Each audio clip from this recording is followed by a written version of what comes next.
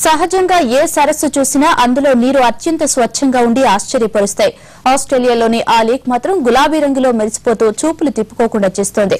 ప్రపంచ ప్రఖ్యాతిగాంచిన ఆ సరస్సు రహస్యాల్ని ఛేదించే పనిలో పడ్డారు పరిశోధకులు. ఆ విశేషాలను ఇప్పుడు చూద్దాం.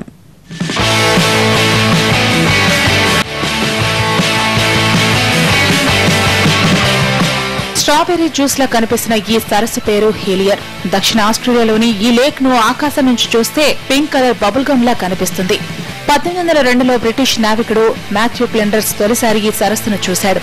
పక్కనే దక్షిణ సముద్రం ఉన్నప్పటికీ ఈ సరస్సు మాత్రం గులాబీ రంగులో ఉండటం ప్రపంచ పర్యాటకుల్ని ఆకర్షిస్తోంది. ఇది ఎందుకు ఈ రంగులో ఉందన్న విషయంపై గతంలో పరిశోధనలు జరిపినా కారణం కనుక్కోలేకపోయారు. తాజాగా జరిపిన పరిశోధనల ప్రకారం ఓ విషయం తెలిసింది. ఈ సరస్సులో సముద్రపు ఉప్పు, సోడియం బైకార్బోనేట్ ఎక్కువ మోతాదులో ఉన్నాయి. వాటి రసాయన చర్య వల్లే ఈ రంగు వచ్చి ఉంటుందని అంచనాకొచ్చారు.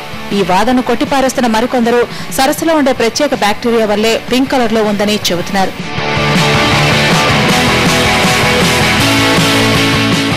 పరిశోధనలు ఎలా సాగుతున్నా ఈ లేక్ మాత్రం ప్రపంచ పర్యాటకుల్ని ఆకర్షిస్తోంది. 600 మీటర్ల పొడవును విస్తరించి ఒడ్డున ఇసుక రేణువులతో మెరుస్తూ కట్టి పడేస్తోంది.